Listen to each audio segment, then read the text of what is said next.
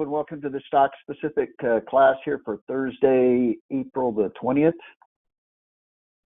you have any questions during the week or any questions that I don't get to here in the live class, make sure you send those to Jerry at TradersPro.com, and I'll be happy to answer those for you.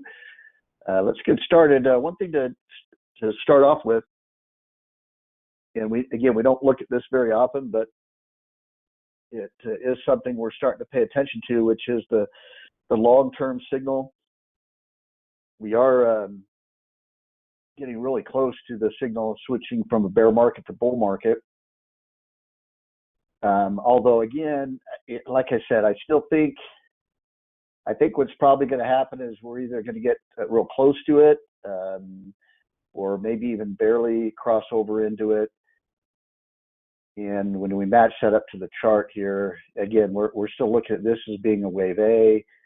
We're working on completing a wave B right now. We could move up a little bit higher, and we'll look at that here in a second to complete wave B. And then we're still expecting that wave C to come down at some point.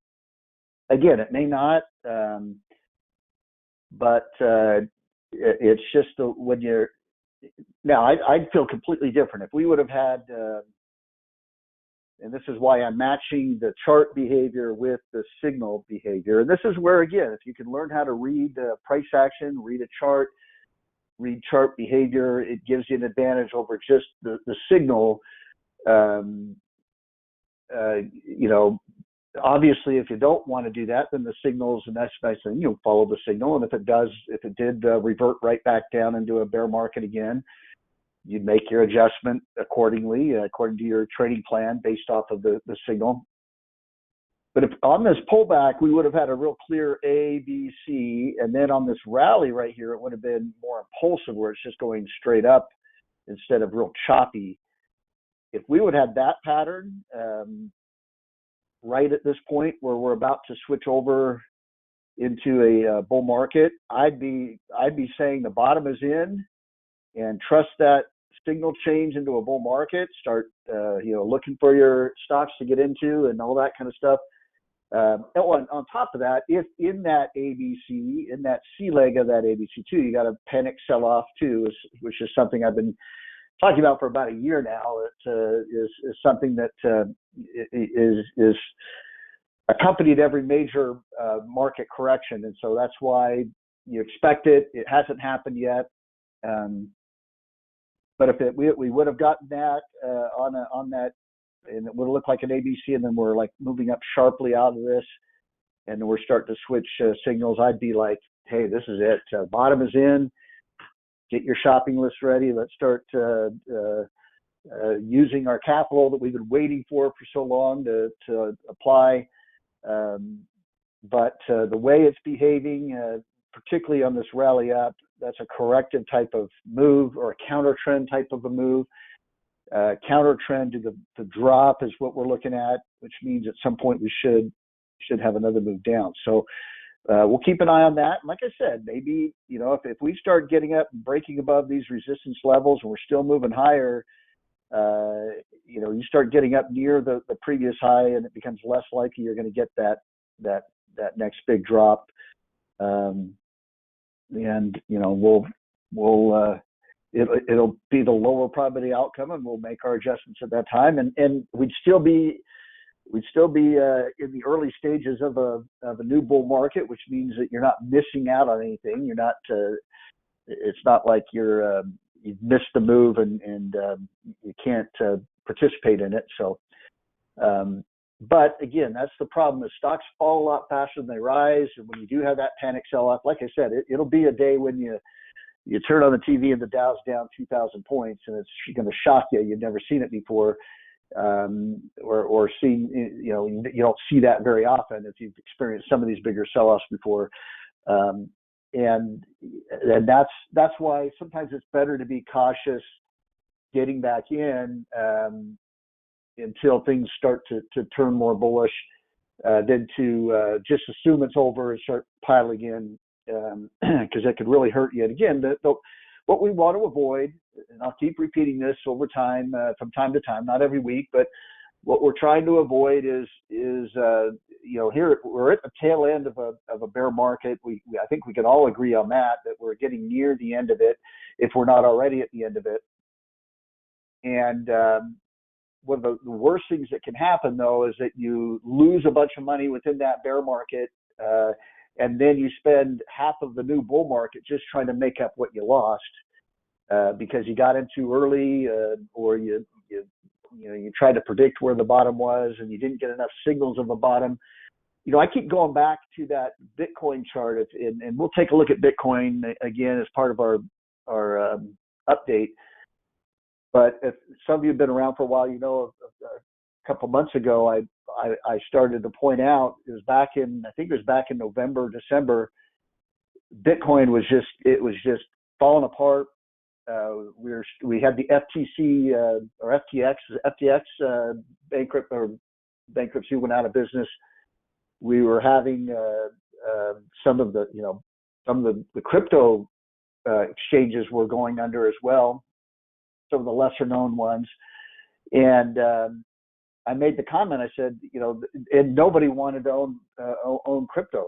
Nobody wanted to own Bitcoin. It was like, stay away from it. It's too risky. Who knows how much further it's going to go down. And I made the comment that's what a bottom feels like. When you're afraid to buy, when it's scary, when it feels like the bad decision to be getting in, that's what a bottom feels like. And I obviously you can't know for sure. And I said, I don't know for sure if this is the bottom, but this is what a bottom feels like. I want you to remember this, because this is what we're expecting to happen in the index, on the stock market, and it's not happening yet to that degree. And that's what concerns me. So, if you remember that, or if you can find that archived, I have to see if I can find it. But it's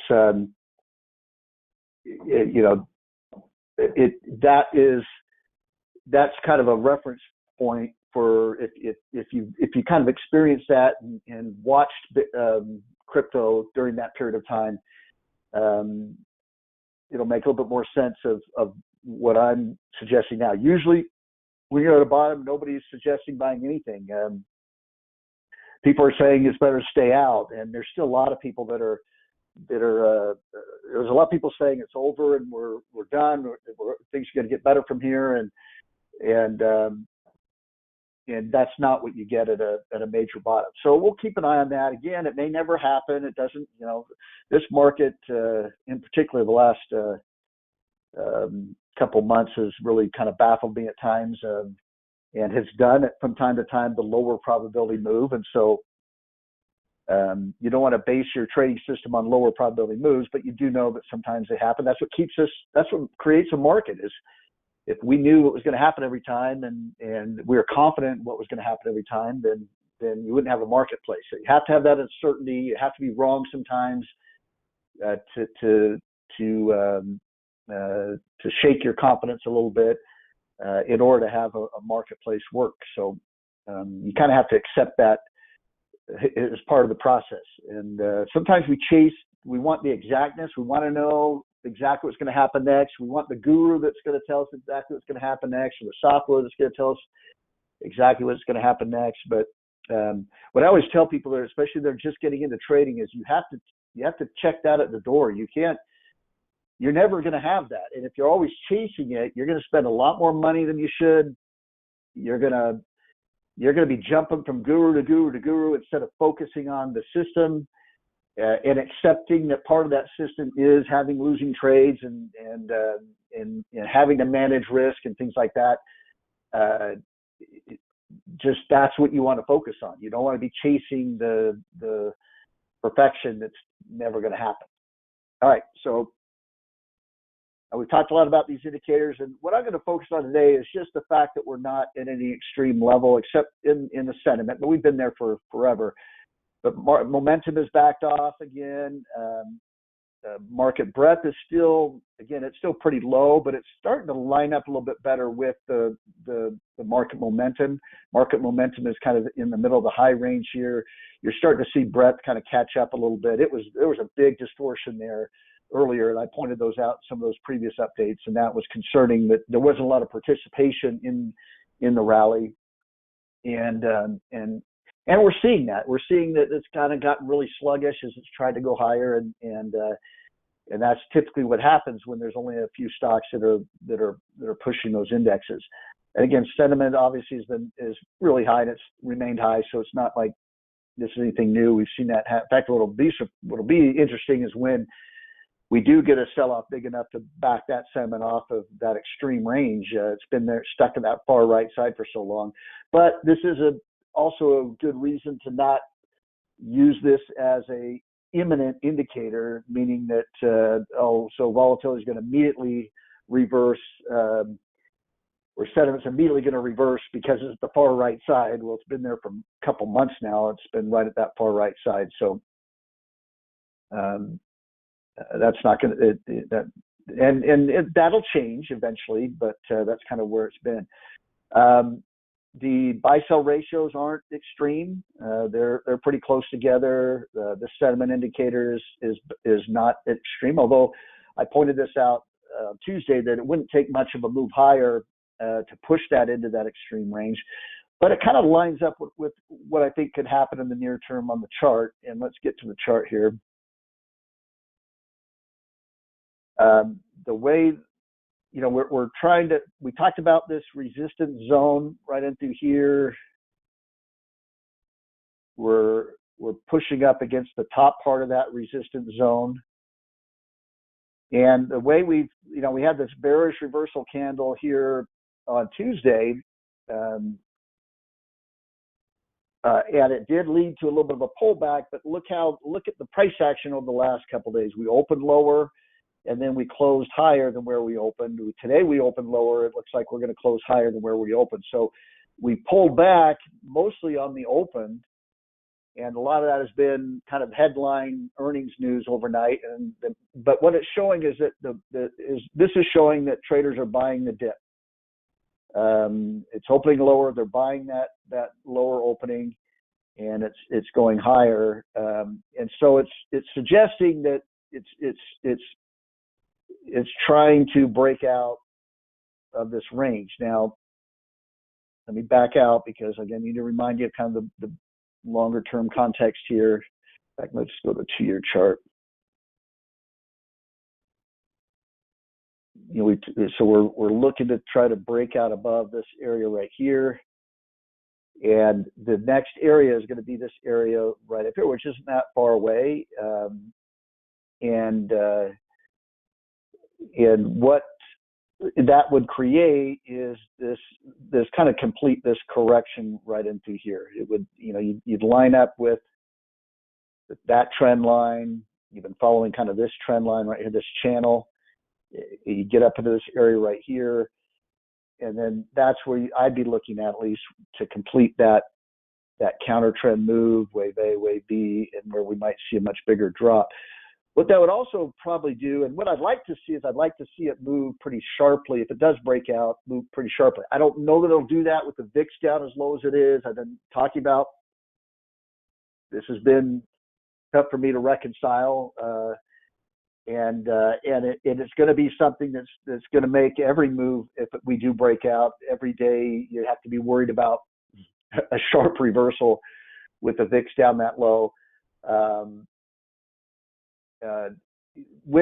It has moved up a little bit, or more importantly, over the last 2 days, it's moved a little bit more sideways, where it's not dropping as sharply. That's what was worrying me, is the market was barely moving up. It was more sideways than up, and yet the VIX was dropping pretty sharply, and that didn't make a lot of sense. That was kind of a little bit of a red flag there. And I still, like I said, I'm still going to be concerned about that. But the VIX works very well when you have a chart pattern that lines up right with it, and you get a signal from it. But it's not always a precise indicator, as you're seeing. I mean, we've been concerned about the VIX. I've been talking about it for a couple of weeks now, how low it's been, and yet we've still kind of been able to grind higher. And so we'll see. Like I said, the market is just not acting overly bullish. It's not acting, obviously it's not dropping on some of these bearish reversal candles, but there's just no emotion. There's just no energy or emotion in the marketplace, meaning the buyers aren't very aggressive. The sellers aren't very aggressive. That's a terrible type of market condition to try to trade in, because you need emotion creates the movement up or down. And what we really want to see here is either break out and get the green going where it starts taking off to the upside, or get a sharp enough pullback where it gets those buyers feeling like things are on sale and there's a good dip to buy, so to speak, that can push things higher. But it just feels like we're kind of stuck. But again, what I'm trying to teach you here is how to observe that, how to recognize that by the price action, by the chart behavior. And remember, our job is not to try to predict. Our job is try to interpret what the big institutional traders are doing. And right now, they're not buying aggressively and they're not selling aggressively. They're just kind of waiting. And I don't know what they're waiting for. We keep having these events that come up and CPI. We have CPI reports. We have Fed meetings. We got 2 weeks till the next. I think it's the third. I think is when the next Fed meeting is. I think it's that first week in May. I'll have to double check that. But we've had other previous Fed meetings where everyone's focused on it and then nothing happens. And so eventually there'll be an event again that'll create that emotion that'll either cause the buying or cause the selling. But it's I don't know what it'll be, but just recognize that we're in a condition right now where something can be a trigger. Bullish or bearish, something could be a trigger. Something could cause the market to take off. And so when you see it start to take off, pay attention, because that could be what leads us into the next move. But also be aware, the longer term outlook here is that even if we do break out above here, we're probably going to bump in, because there's it's not just this high right here. I mean, you could go back and you've got major support here, you got resistance here. This is a pretty key area right here. That would be probably line up with the top of that trend line. And so, but that could give us, it's not a big move to make that distance, but it could be enough to make some money on some trades. We'll probably add some things. We have added a few things to portfolio recently, but we could add a few more if we could break out of this area here and try to at least trade that gap. Dow, again, this behavior when you get to, so there's a bearish reversal candle right there, and it happened right at a downtrend line right here. And that's where I'd love to trade those. Most of the time they're gonna work out for you. But it didn't drop off of that. It broke out of that range, and then we've been moving more sideways right here. Again, when it's not dropping, when it's moving more sideways like this, and the previous move was up, it increases the probability that you're going to at least get another move up.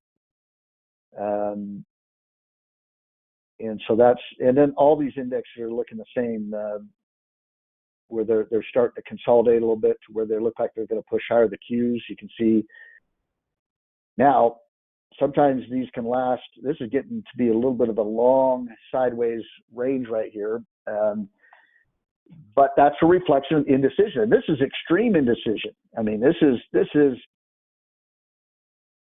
how many days have we been in the same range right here? Almost every single day we've been in this range. It maybe broke out a little bit here, broke down below a little bit here, but this thing has not gone anywhere. and that when it starts to get this long, that indecision starts to get this long. What worries me a lot of times is that when it does break out, sometimes what will happen is it'll break out and you'll think, oh, okay, it broke out of that range. But because that indecision was so long, it then goes into a period of indecision again. It's like, okay, we went a little bit higher. What does that mean? And you can get stuck in another long sideways range. So I like a little bit of sideways consolidation, but I don't like it to last very long because it's just, it's just, that's what it's showing you. It's showing you that buyers can't decide whether they want to push it higher. Sellers can't decide if they want to sell. And then you get stuck again in these sideways, these long sideways movements here. So hopefully that doesn't happen. Hopefully it can break out and run a little bit. But it is showing that it should at least break out higher. We are seeing, again, a little bit of the buying the dip. It opened lower yesterday, opened lower today. We'll see if there's any follow through to that.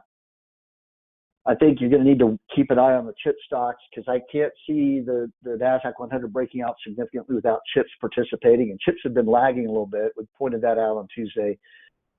And so that's something to watch as well to see if you start to see some activity pick up in NVIDIA and AMD and some of those big chip stocks. Take a look at a chip stock I like today as one of the stocks that showed up under the computer technology sector. Russell 2000, again, I'm still looking at this as kind of A, B, C. This should come up a little bit higher here. So I would expect this to break out, move up a little bit. By the way, there's a lot of regional banks that look very similar to this pattern that look like they could rally up a little bit, but then they might have another move down. I keep going back to reminding you that, again, typically these bank scares like this aren't brief and go away. Usually they come back around again, and we'll see. But it usually isn't immediately, so it usually gives you time to forget about it a little bit. I'm trying to keep reminding you of it so that you don't forget it.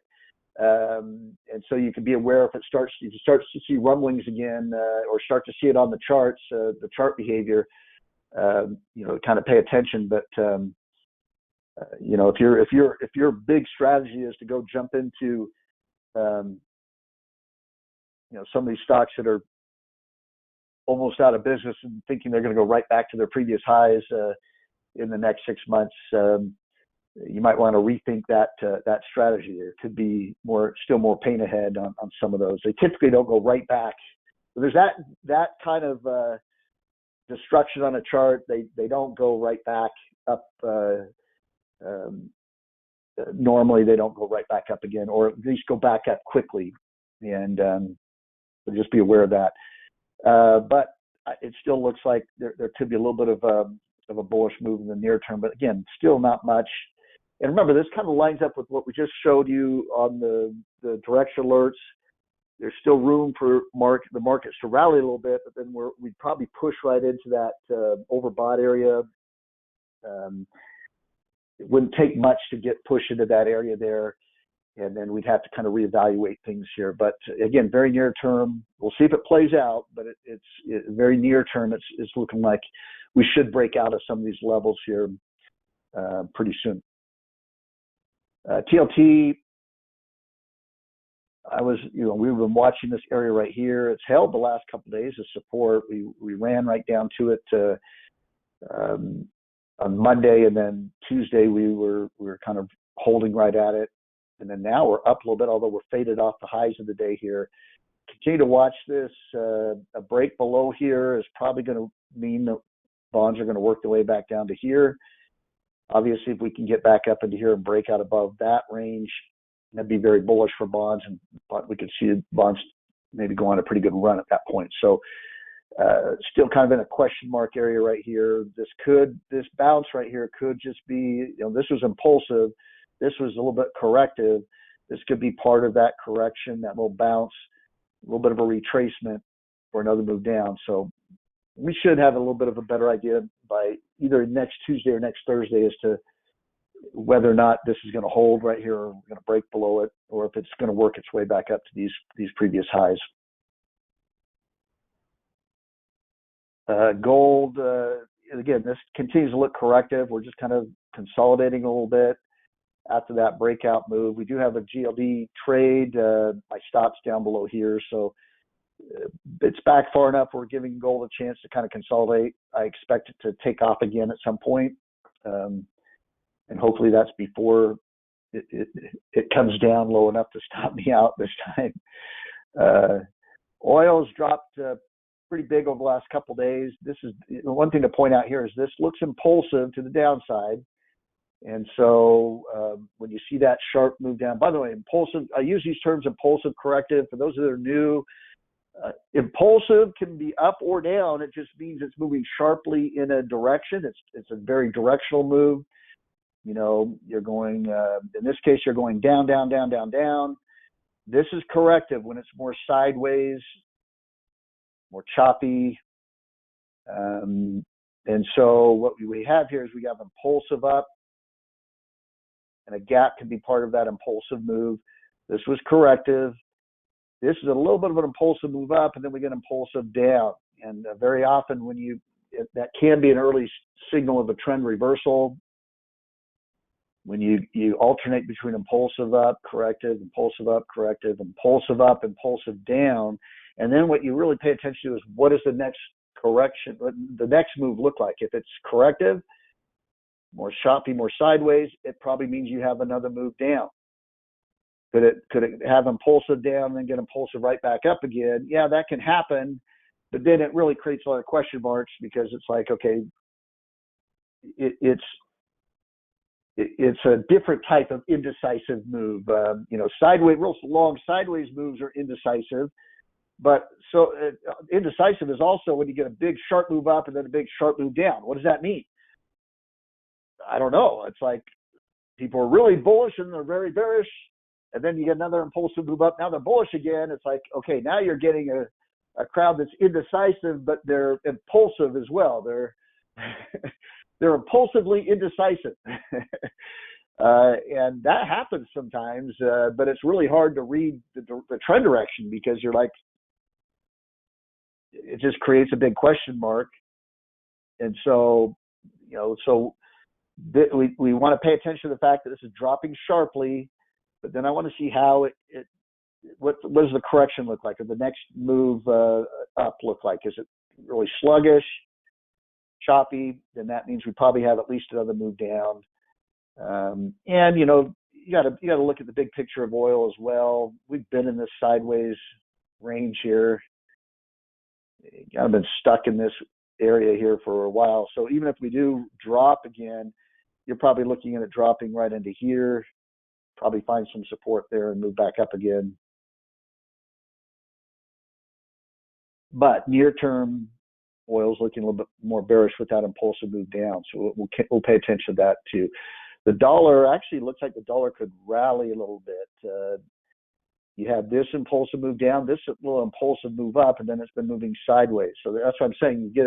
You see impulsive moves in the opposite direction, and then you see you see if there's a corrective move here. There's a corrective move, more of a sideways move right here. Doesn't always mean that it's going to lead to a full trend reversal. I'm not saying the dollar is going to start rallying up sharply. It could just be that this was wave A, wave B, and you get a move up for wave C, you get a sharp move up into here, and then it drops again. But the behavior right here is showing a high probability of at least another move up out of this pattern right here. So we'll see if that happens. And it could, the corrective move right here might not be done. It could still drop a little bit, still be considered sideways. I'm not saying it's got to go up immediately, but that's what the near term pattern looks like. You can call it a little bit of an possible inverse head and shoulders pattern developing. So that's we'll see how that kind of plays out, and that can have an effect on oil and gold as well, commodity prices. They tend to move inversely. The VIX, let me show you what I'm noticing here on the VIX. So the VIX might actually close up today for the first time in a while. But notice how it started to level off a little bit. What was concerning me is the market was barely going higher, and we were seeing a sharp decline in the VIX. It's still really low, and it shouldn't be this low with the conditions we're in and with the it is saying that we're probably getting pretty close to a market pullback. Now, could you get a market grinding higher and the VIX just kind of moving sideways or up a little bit or down a little bit? Yeah, it could hover in this area for a little bit, but this basically what this is saying is that it'd be very, very difficult for the market to make a significant move higher with the VIX down this low. Again, you could have an argument of possibility. Is it possible? I'm going to combat that with probable, and that's why I look at the VIX and read the VIX, is because it can usually signal these things. A lot of times the VIX doesn't tell you anything, and if you think it's telling you something every day, a lot of times, you might run into a little bit of frustration there, where it's not maybe telling you anything at all, or telling you what you already know. But where we are in the chart and where we are in the VIX, that's been the big hang up for me to get too bullish.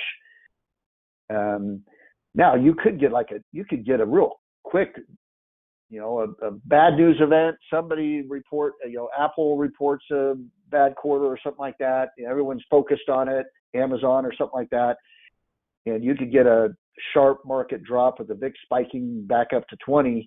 Even if it got back up to 20, you could see where it could rally a little bit from there and come back down again. You can see some room for it to rally a little bit there. But yeah, we'll pay attention to this. It's good that it's moving up a little bit today for the first time in a while. And we'll see if that holds into the close, but it's at least showing some concern in this area here. But anyway, we'll keep an eye on that. All right. A couple other things. I told you the chip stocks. You can see how they've been lagging a little bit with the NASDAQ 100. It's hard for me to see the NASDAQ 100 breaking out significantly without the chip stocks participating. Again, they've been dead for the last 2 weeks right here too, stuck in this range. Seems to be holding. There's a lot of support in this area here. Seems to be holding that. There's resistance back in here. Seems to be support here. If it breaks down below that, that'd be negative, especially if the NASDAQ 100 isn't following it. It could end up following it. But keep an eye on that. It's a good leading indicator for those tech stocks. You don't want to be loading up on a lot of tech stocks if the chip stocks aren't trending or moving strongly in the same direction. Bitcoin. Yeah, this is what I was talking about. Now, I can tell you probably where I started talking about the possibility of a bottom. Might have been right in here in January. I think we had rallied up or started to rally. It might be anywhere from January, end of December to January, somewhere in this area here. You can go review some of those updates, but I can't remember if it was after we started to rally up a little bit or if we were still in this sideways range where I said, hey, this is feeling a lot like a bottom, and it's not going any lower. It was kind of holding this range, but this really did feel like a bottoming process in Bitcoin. Obviously moved up, you consolidated. Now you're trending upward. Now we have come down a little bit here. We were looking at this Tuesday that we were pulling back to this breakout area. Now we're a little bit below it. And so now it could just be this is a little bit of a larger correction. That might be wave A, you get wave B, wave C, and maybe it corrects a little bit more. that move. That's a pretty big move up over a short period of time. So, but overall, I think it's trending in the right direction. You can look at some of the larger, bigger picture charts. And again, I don't trade crypto, but I know there's a lot of people that do, and so I've added it into the discussion because again, it doesn't matter what if there's a chart, charts behave the same way. So once you know how to read a chart, read price action, you can apply it to anything that trades. I remember one time it was early in my trading career, and I had to fly to Chicago a few times, and so I noticed that the airfares at the time were tied to the oil, when oil was going up or down. And so anytime I'd wait for oil to drop and the prices would come down, and then I'd immediately buy my tickets. When I felt like oil was bottoming a little bit, I'd buy my plane tickets, try to get the cheapest price possible. And it was all from being able to read a chart. So, all right, so you can kind of see that a little bit of that bowl-shaped move. There's a little bit of resistance right in here to kind of pay attention to up above here. And there's a little bit of resistance right here, which is probably why we're pulling back a little bit. But overall, that's a pretty bullish looking chart.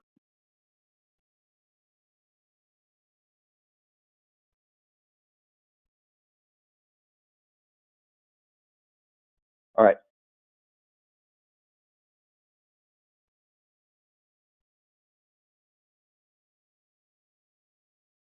Yeah, the VIX can go lower. There's a comment here. The VIX was at 1175 on January 13, 2020.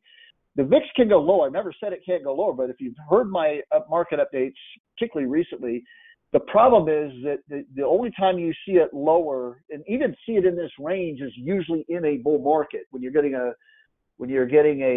rally at the end of a rally within a bull market. You'll see the VIX come down pretty low because there's usually no worry. Usually you're very confident about the economic conditions, the market conditions. There's reason to not be worried about anything, and that's why the VIX can get lower. So, so that can happen, but also that was part of the problem, though, is that we were seeing those high level complacency right before COVID hit, and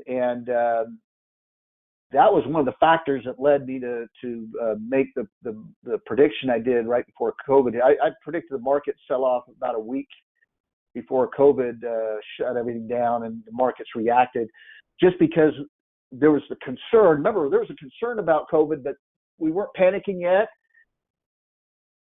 But the market was ignoring it. It was we still had these really high level of complacency, and it was just one of those things where it's like, hey, all this market needs is a trigger of some sort, and it's gonna sell on. And it was about a week before it happened. And if you remember, what really set off the COVID panic, I don't know if you remember, we remember it here in Utah because it was a Utah Jazz basketball game in Oklahoma City, where two of the Jazz players tested positive for COVID right before the game. They canceled the game, and then that really kicked off the panic countrywide, and everything started shutting down. Remember, it was within days that everything was shutting down. Anyway, so, and I don't know if that was your comment or a question you're asking, but yeah, it can get lower. But that's been the problem, is that you don't see it this low in bear markets, and usually when it gets anywhere near this low, it's right before another big sell-off takes place. So yeah, that's why I'll continue to look at it, watch it, but it's not always exact. And even when I saw, some of those signals back in March of 2020, it still took about a week, and it still had to kind of wait for a trigger. It could have been 2 weeks, you just knew, you could recognize the conditions that you're in. and then you're just waiting for the match to light the light the fire, so to speak. You don't know what it's going to be sometimes. And who would have guessed it would have been a basketball game in Oklahoma City that kind of really triggered the panic. All right. Let's start with the new buys. There's a couple I liked in the new buys. The reason why I've been going to the new buys a lot is it's a real simple way to find some patterns. You're not overly concerned about the sectors. Well, even then, the sectors should be represented pretty well in the new buy list. But it's a real quick way to find potential trades. You just go right to these stocks are already triggering the buy signal. You're just looking to see if they have a pattern with it. But I like this BBIO right here, 97 strength rank. Now, one thing we're seeing a lot of movement in the biotechs and the medical stocks, and so I'm going to focus on that today. Even though the sector is down off the highs, off the top of the list there, and we're seeing a lot of movement and a lot of news in biotech. A lot of mergers taking place, a lot of new products, inventions coming out, new drugs being approved, and now biotech and medical stocks are a lot riskier. They can go up and then they can come crashing down as quickly as they go up. So you have to have a little bit of a stomach to trade those. But I thought it'd be nice to kind of focus on some of those. This is one of them though that showed up in the new buy list. I kind of like.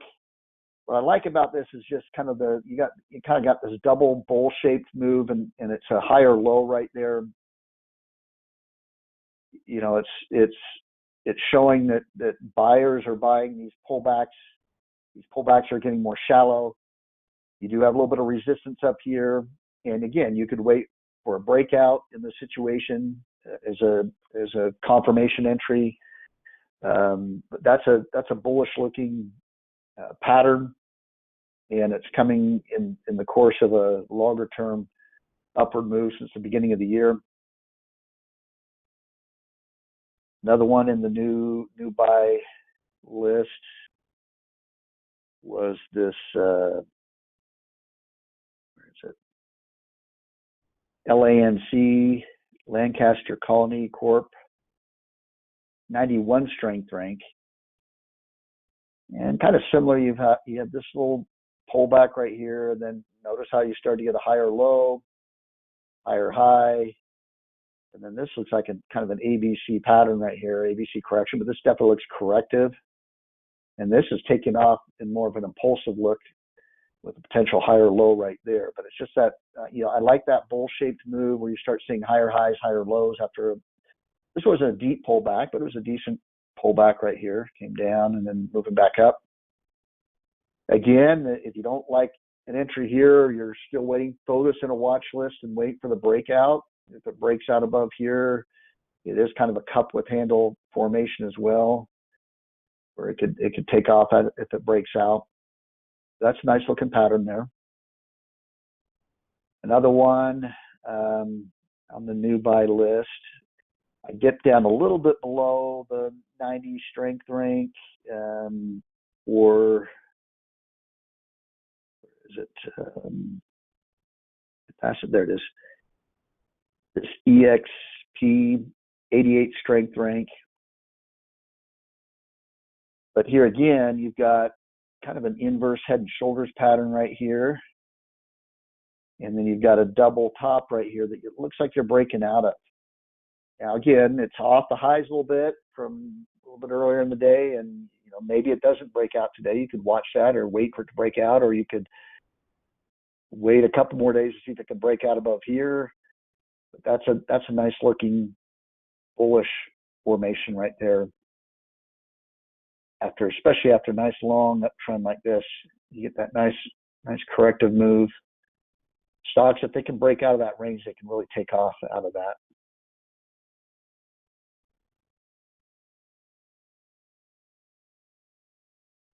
All right.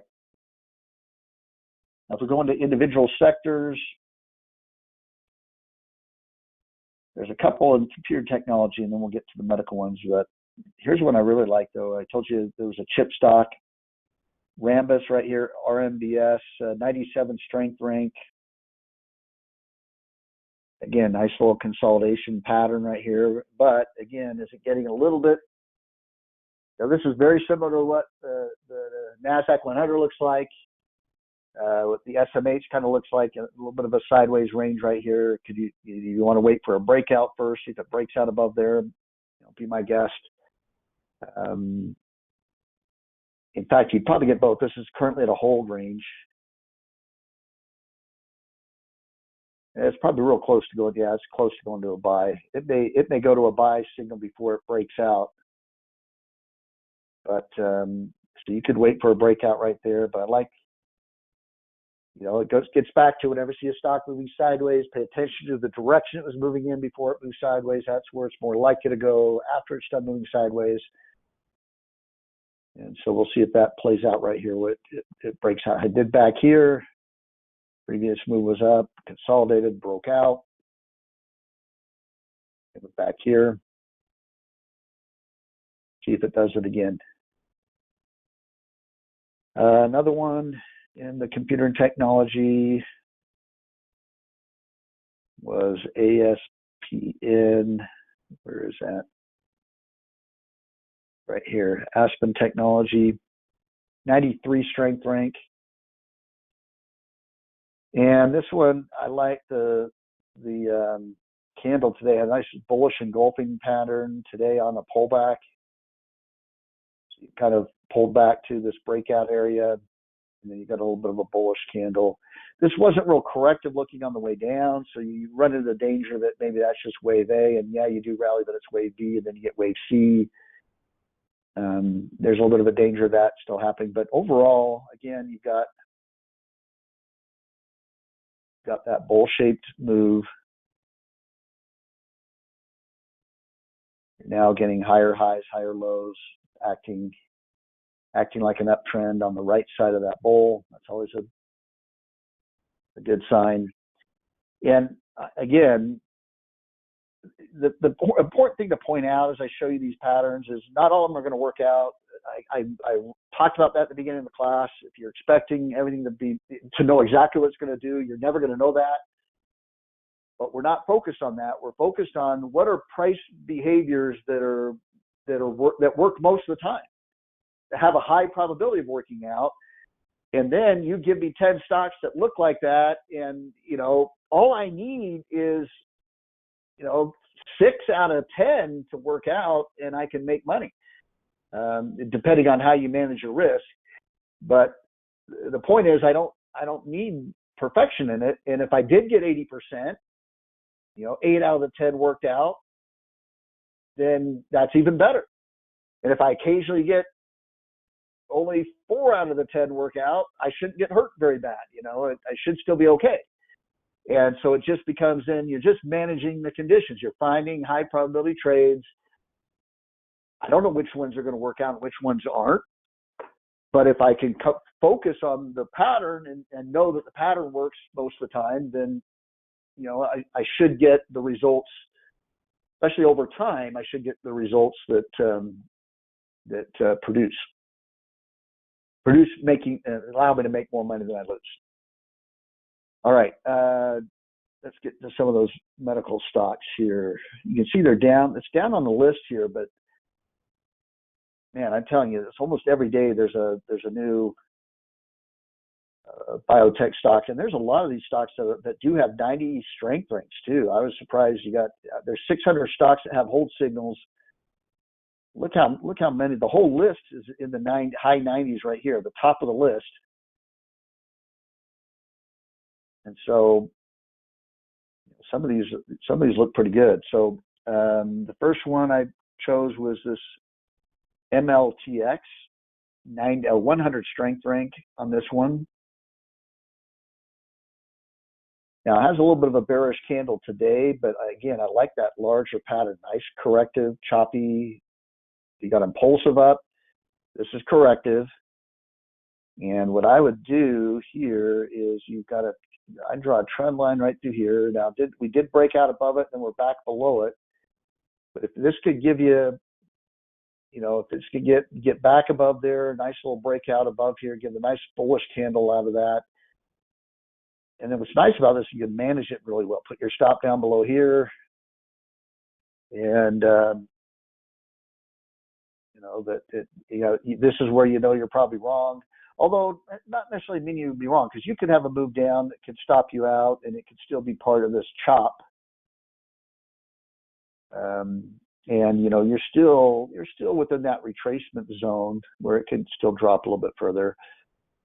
But I mean, and that's why I'd wait for it to maybe show a little bit more of a sign of going up again. Maybe get back above today's highs, get back above that trend line again, and then you could put your stop down below here. At least you've defined your risk where, hey, this is what I'm willing to risk for this thing to go higher. But that's a pretty decent looking pattern there. Another one.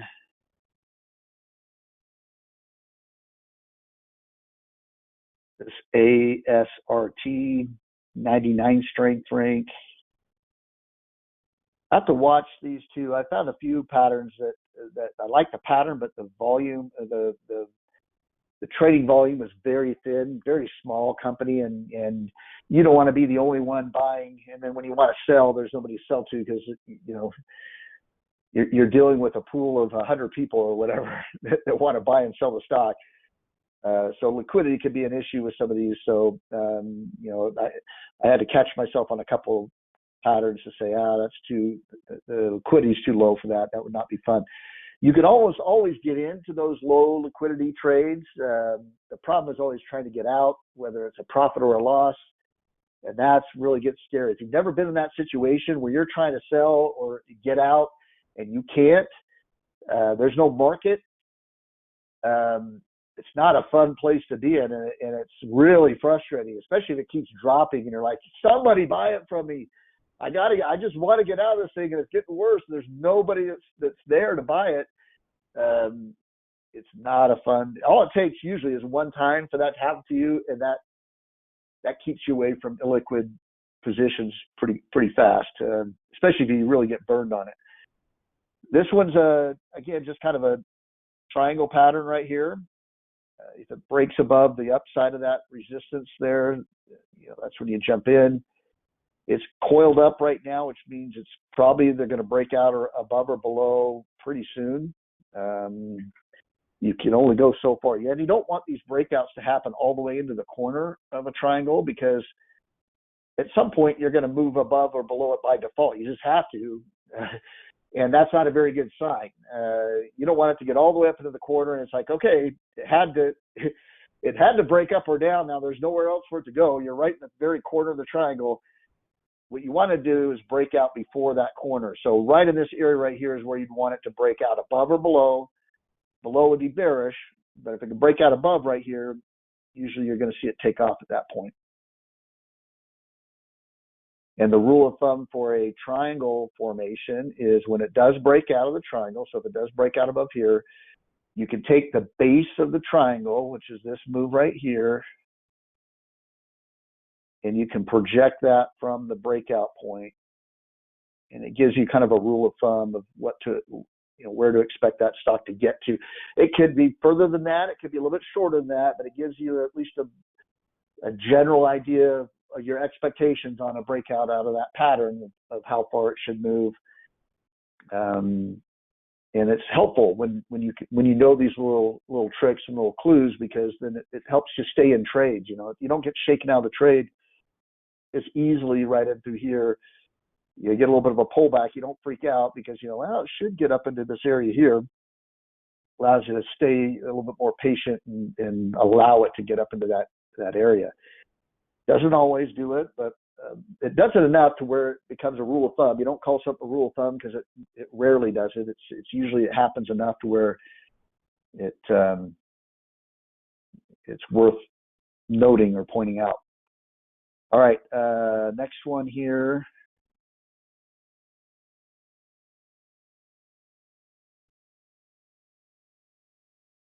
Is this RCEL 98 strength rank. Now this one, actually the candle is looking a little bit less a little less strong. It was right here at the highs today. So you had a little bit of a hammer candlestick formation. This is why you need to wait to the end of the day to make your decision on candle formations. They could look bullish right now and then bearish actually not look good at the end of the day. And right now it's not looking great. That's not a great, that's more of an indecisive signal there. I did like the you got the overall higher highs, you're looking to see if this produces a higher low. So you could wait to see if it comes back up a little bit and gives you a higher low. This is you could make the argument this is a little bit more impulsive looking. So you always have to worry about maybe that being just wave A. You're going to bounce for wave B and then get wave C. So this one probably needs to just be watched for a little bit, but it's nice little uptrend there. And if you look at it from the standpoint of some of these stocks are in these nice uptrends, and if we are just starting to move into a bull market, they could have a lot further they could run. They're already acting pretty strong.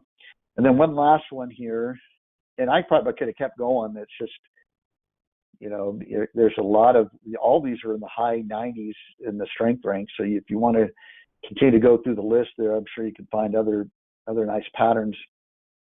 But this RVNC 97 strength rank, and again, just draw a trend line across here. Let me see if I can draw a better trend line than that. See if it can break out above there. I'd like it to hold that higher low right there. There's a higher low, and then you wait for it to break the declining trend line. That'd be a good time to buy, and then you can put your stop either below here or below here. Be a good way to manage that.